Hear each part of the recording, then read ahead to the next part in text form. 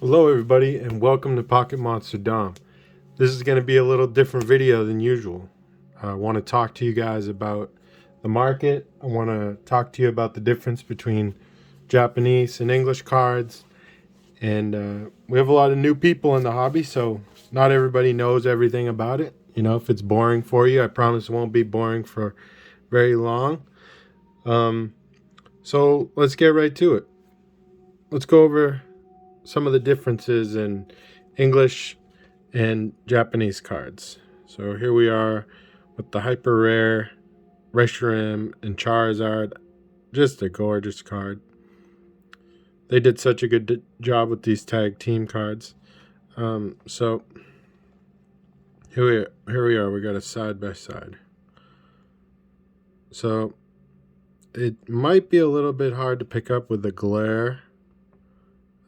But do you see how some of the texture is just a little bigger on the English card? Whereas with the Japanese one, it's a little more fine. You can kind of tell in the waves there in the background.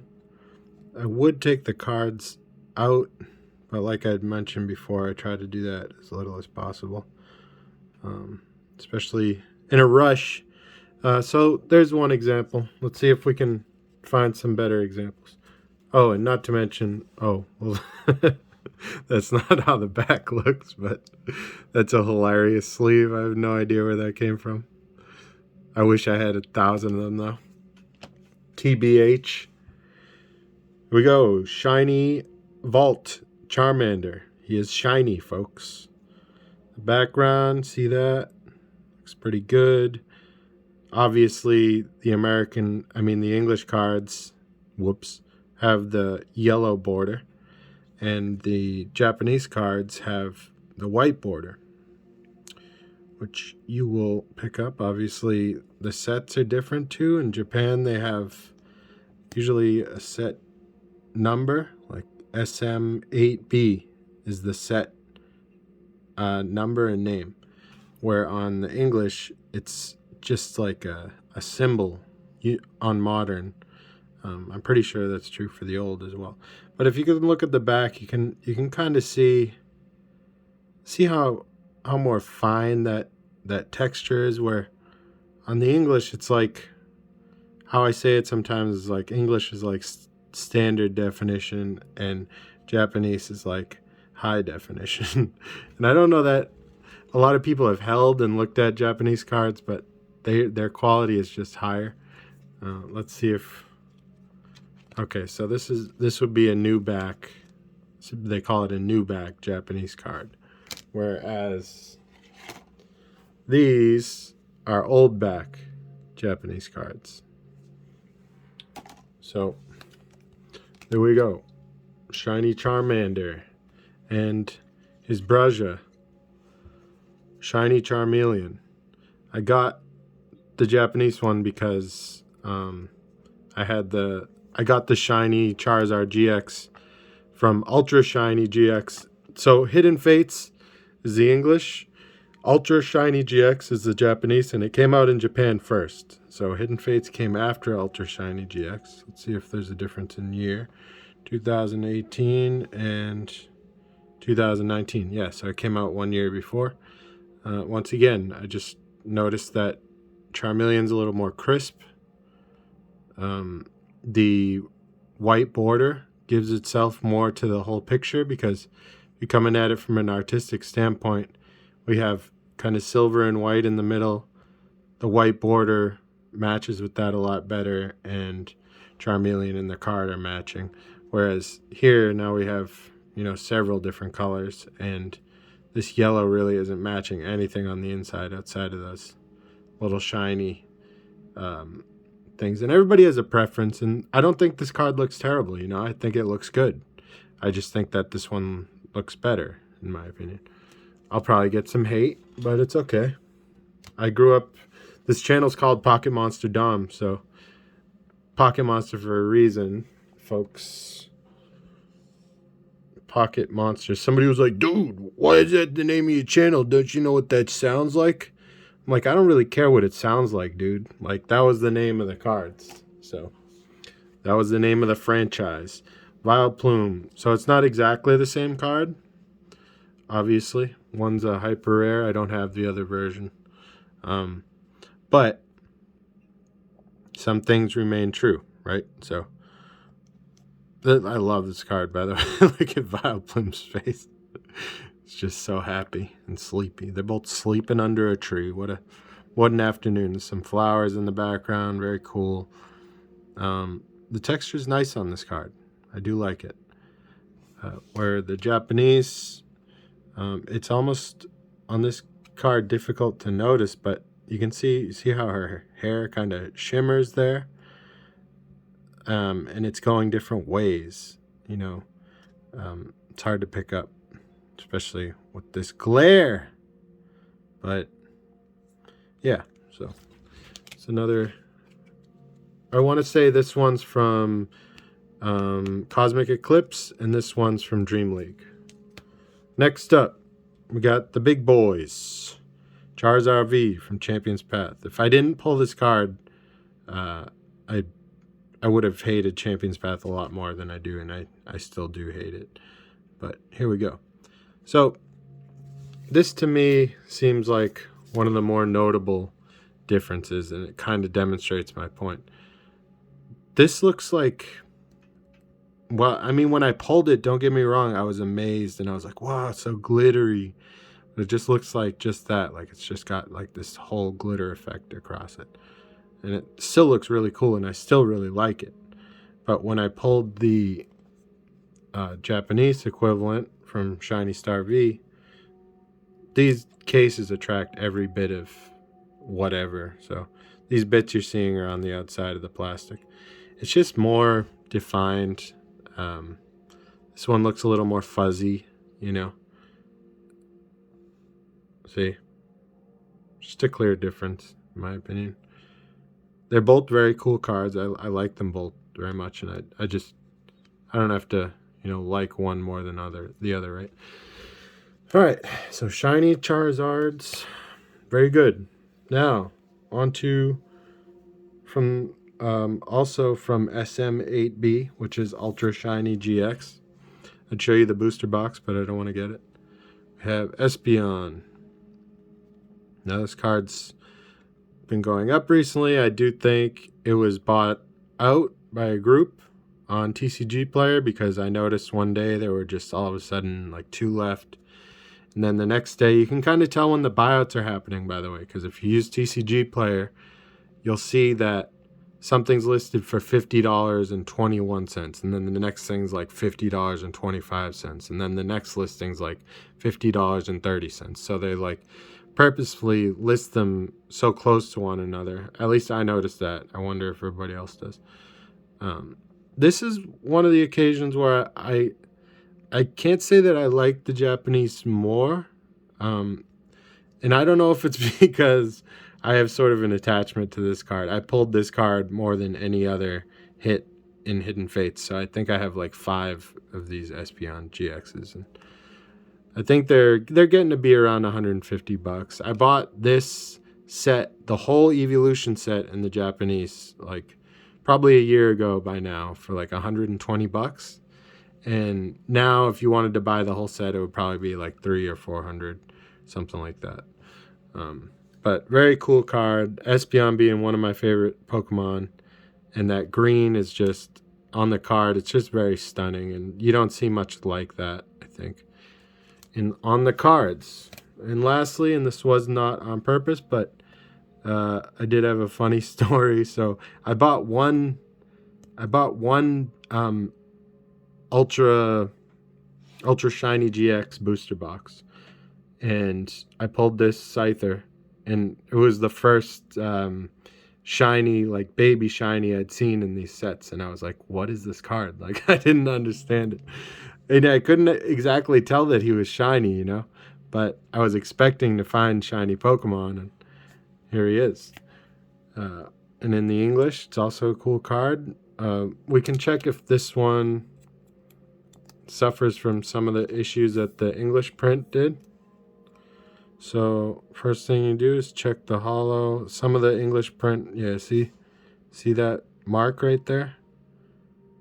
It's like factory defects like that on the English.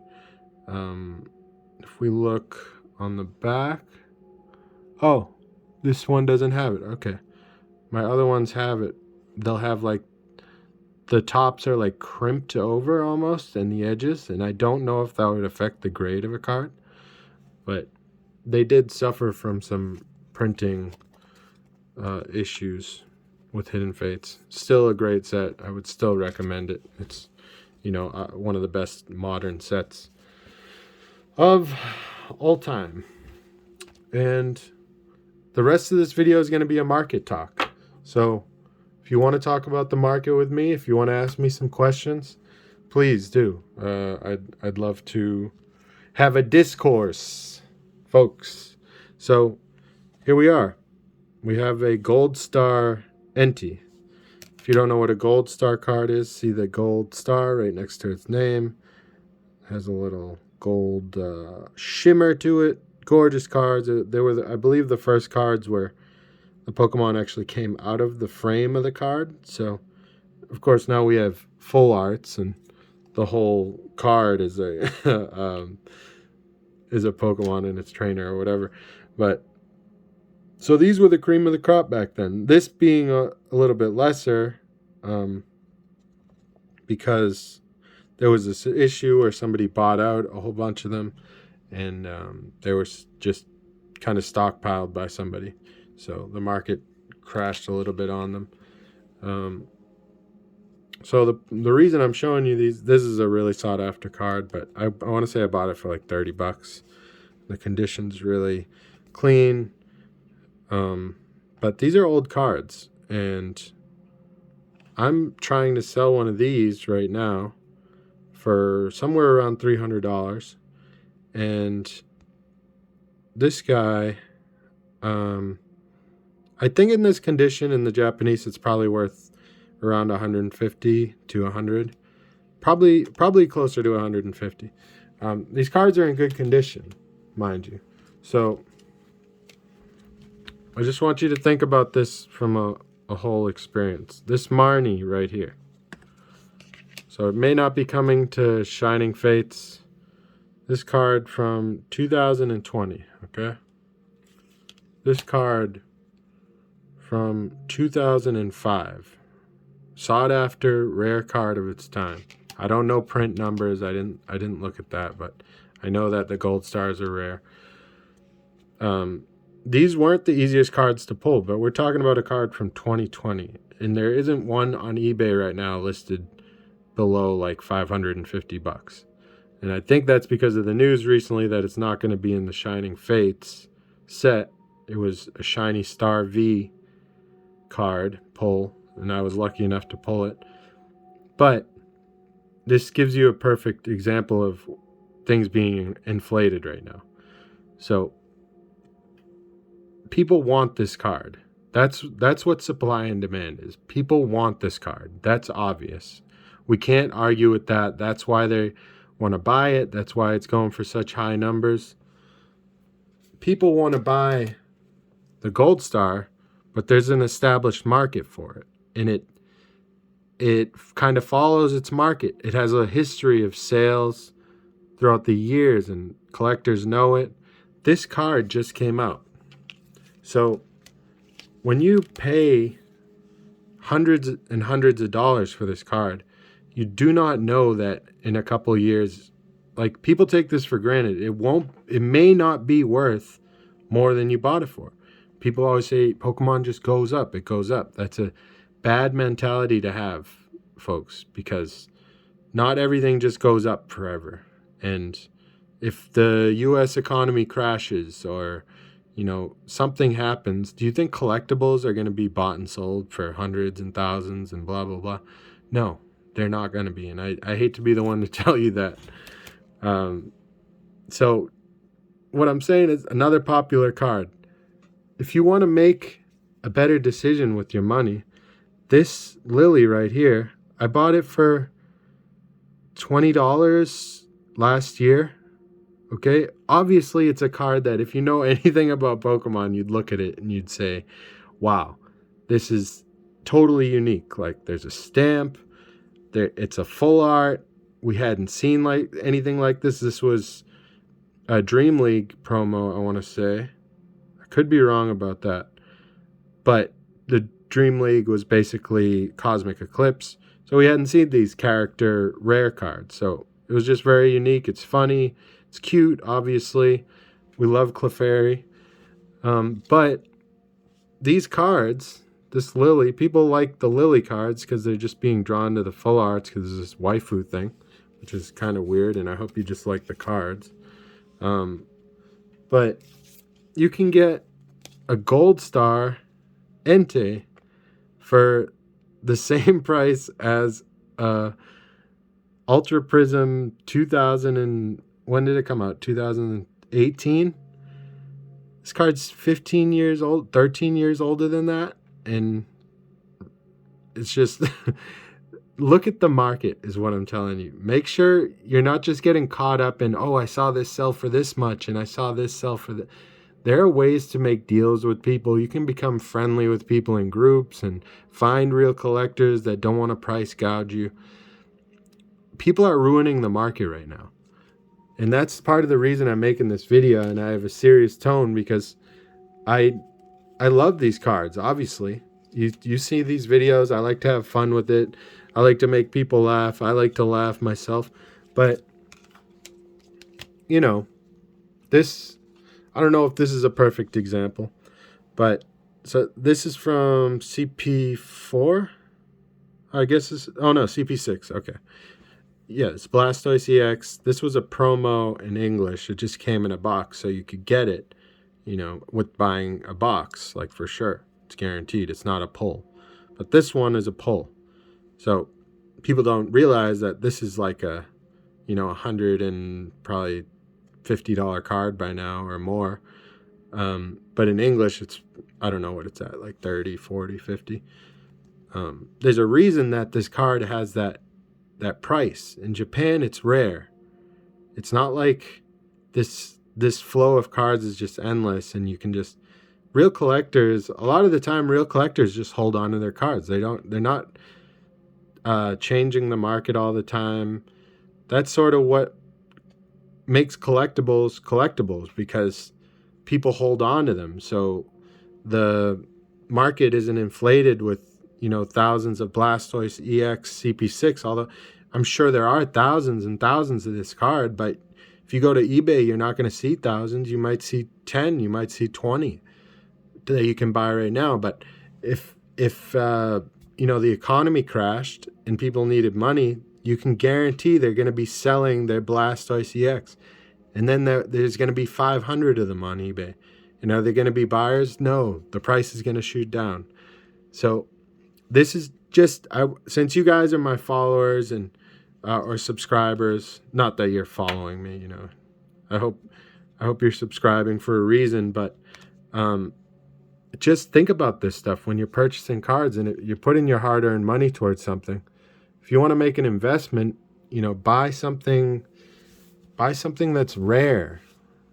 Buy something there's only one of on eBay. You'll only find one of this card on eBay. You know, that's my advice.